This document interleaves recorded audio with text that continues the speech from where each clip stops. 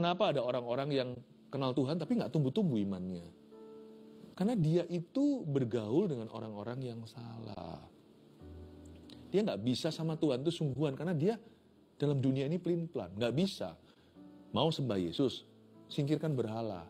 Dan kadang-kadang berhala itu adalah manusia-manusia yang tidak seharusnya kita berhubungan dengan mereka. Berbahagialah orang yang tidak berjalan menurut nasihat orang fasik. Catat dulu ya, orang fasik itu tolong diperhatikan, saya jelaskan. Lalu, yang tidak berdiri di jalan orang berdosa, kategori 2, orang berdosa. Yang tidak duduk, dan yang tidak duduk dalam kumpulan pencemooh. Yang ketiga tadi itu majemuk, kumpulan pencemooh. A bunch of people.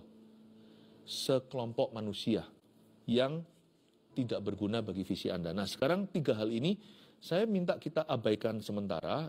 Kata-kata seperti yang tidak berjalan, yang tidak berdiri, yang tidak duduk. Tapi saya mau Anda fokus pada subjeknya, yaitu manusianya. Orang fasik, orang berdosa, dan kumpulan pencemooh. Kita melihat di sini, kata orang fasik itu dalam bahasa Inggrisnya artinya ungodly. Orang fasik beda sama orang kafir. Orang kafir itu orang tidak bertuhan. Orang fasik ini orang Kristen. Gitulah ya bahasa perjanjian barunya. Tapi orang Kristen yang not godly. Kristen lidah bibir, pengakuan, bahkan mungkin labelnya. Mungkin juga ke gereja. Tapi yang disebut fasik itu adalah hidupnya menentang firman Allah terang-terangan. Kata orang fasik di situ artinya orang yang moralnya ofensif. Orang yang vulgar di dalam dosanya, tetapi mengaku dirinya kenal Tuhan.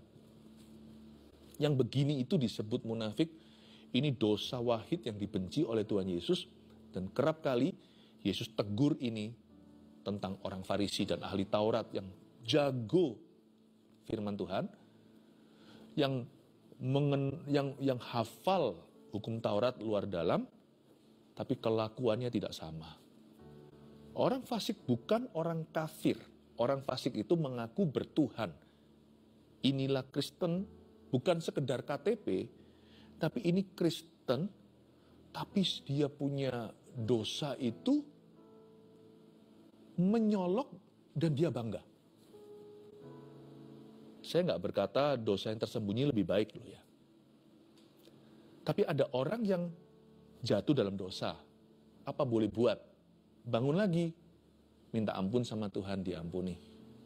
Tapi ada orang yang gagah perkasa di dalam dosanya. Dia bangga. Orang Kristen yang sejati, anak Tuhan, dia bisa jatuh dalam dosa. 7 kali dia jatuh, dia harus bangun lagi. Tetapi kalau kita hidup di dalam dosa itu lain cerita.